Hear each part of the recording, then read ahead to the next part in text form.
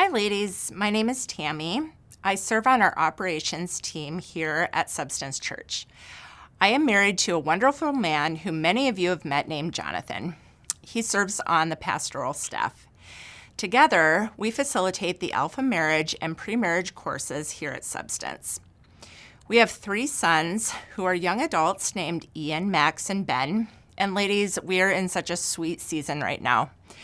2 of my kids have moved out of the house and they rent their own place along with another roommate. One of our sons is still at home and is doing college online. We're just about empty nesters.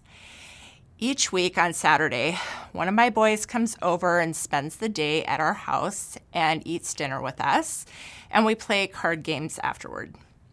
On Sundays, my other son comes over after church and we all have lunch together. The fact that our kids want to be around us is such a blessing. I can't even tell you how rich I feel. Within the last year, we took our first major family vacation and we went to Cancun for 8 days. It was probably the best 8 days of my life. I was with all my favorite people in an amazing, inclusive resort, all inclusive. It was literally a dream come true. I'm telling you all of this not to brag, but to give you hope. You see, things have not always been that sweet. Those early years of having kids were very hard on Jonathan and I. We had no family in the area, and we attended a really small church, and the support we had was pretty minimal. We were also financially strapped, living paycheck to paycheck, and that didn't help matters any.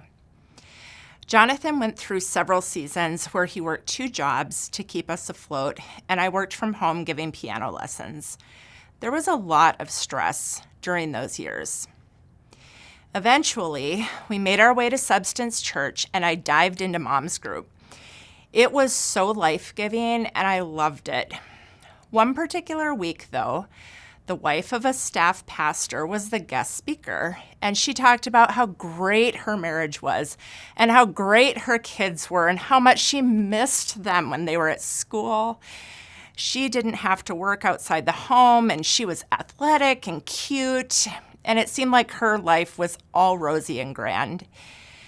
It wasn't long before tears were welling up in my eyes, and I left as fast as I could. I drove a little ways and pulled into the parking lot of the library and sobbed my eyes out. My kids were in elementary school, and I was in a season where I did not miss my kids when they were at school, and I felt like a bad mom. I was not athletically built. I certainly didn't feel cute. In fact, I was just kind of a hot mess. I called a friend and spilled my guts to her, and she helped talk me through it. It was also at a time in my life when I was consistently getting calls from school because my kids had detention or one reason or another. Or they were getting less than stellar grades because they weren't turning in their assignments, even though they had done them. They did foolish kid things, and I had some apologizing to do to various teachers. Anytime I saw the school's number come up on my caller ID, I groaned with dread. I wasn't ashamed of my kids. They were just being kids who needed to learn how to navigate life. But I just didn't know what to do to make the situation better. It was exasperating. Later, I sat in the principal's office and heard words that I never thought I would hear. And the helplessness that washed over me during that time was significant. We had to seek out the advice of professionals, and eventually a diagnosis for my son was found. It was a process that took about 1.5 years.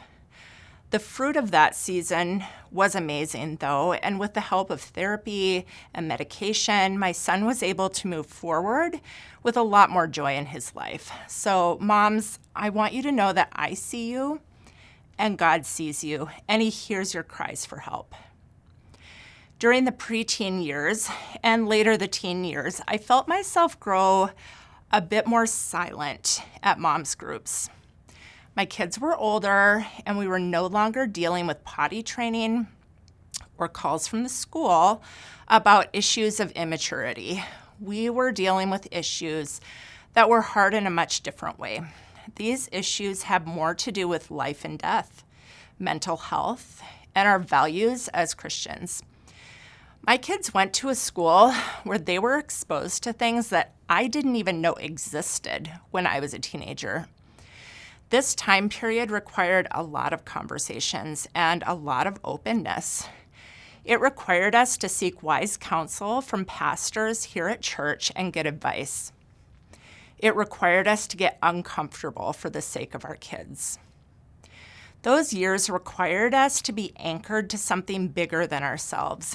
And in thinking back to those years, these are the things I was anchored to.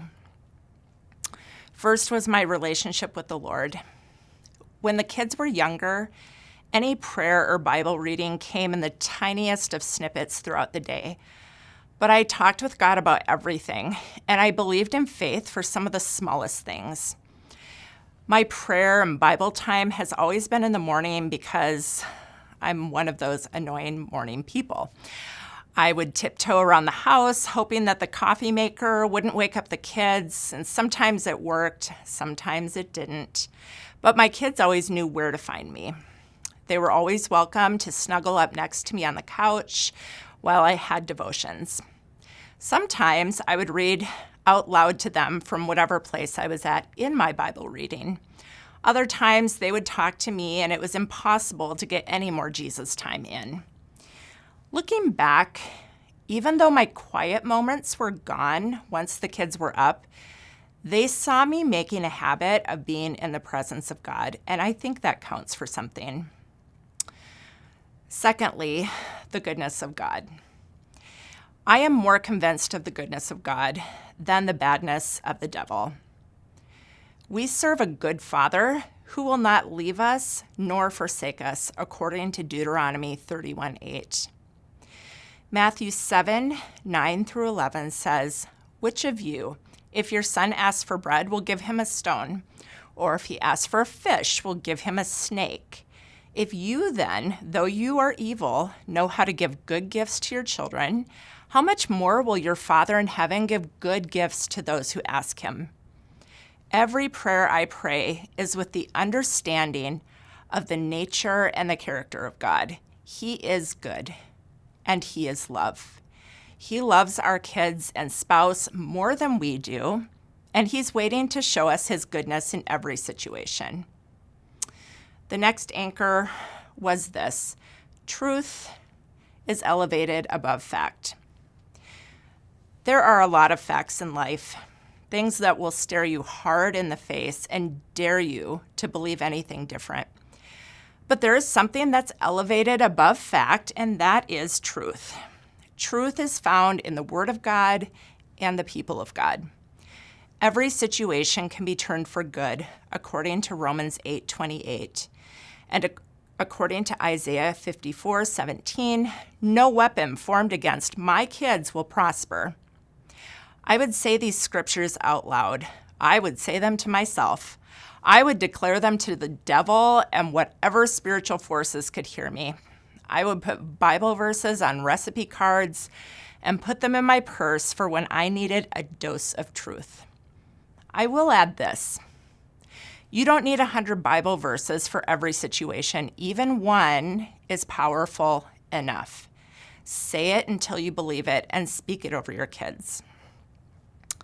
Another anchor was my relationship with my husband. As a married woman, I was anchored to him. I'm going to be honest with you. Jonathan and I never argued much until we had children. We had vastly different parenting styles, and it caused a lot of conflict between us. But the one thing we made sure of was that our kids knew that his and my relationship was the priority.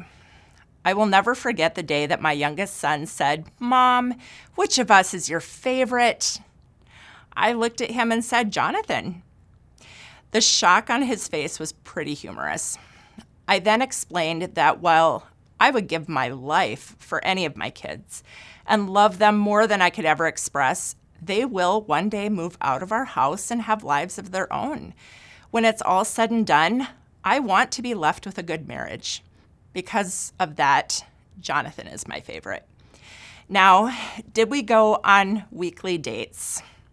We did not. We were broke. We could rarely afford to pay a babysitter, but we found other ways to have meaningful time together. Often, this was before the kids woke up or after they went to bed. Another anchor was our church, mom's group, and other small groups. They were vital to us. We gleaned so much from going to them, and you know from listening to Pastor Peter that the relationships formed in those small groups are huge in predicting spiritual growth. If you don't know where to start, find a gather group or a connect group in our small group catalog, or you can always ask one of our staff to help you find a good fit. We also decided early on that an anchor for us was that our family would not do shame. Everything could be brought out into the open. Everything could be talked about. We told our kids that they could ask us about anything, and if we didn't know the answer, we would find out. We wanted to make sure they were getting the right information. Our kids were anchored to us because we're their parents, and we were anchored to God and to truth. Eventually, our kids became anchored to God, and the older they got, the less they were anchored to us. We became advisors in their life, and I think that's how it should be. So whatever season of motherhood you are in, I want you to know that God sees you and He gets your family. He is waiting to do miracles on your behalf. Stay anchored to Him, stay anchored to His word, and if you have one, stay anchored to your spouse. And lastly, stay anchored to your church family.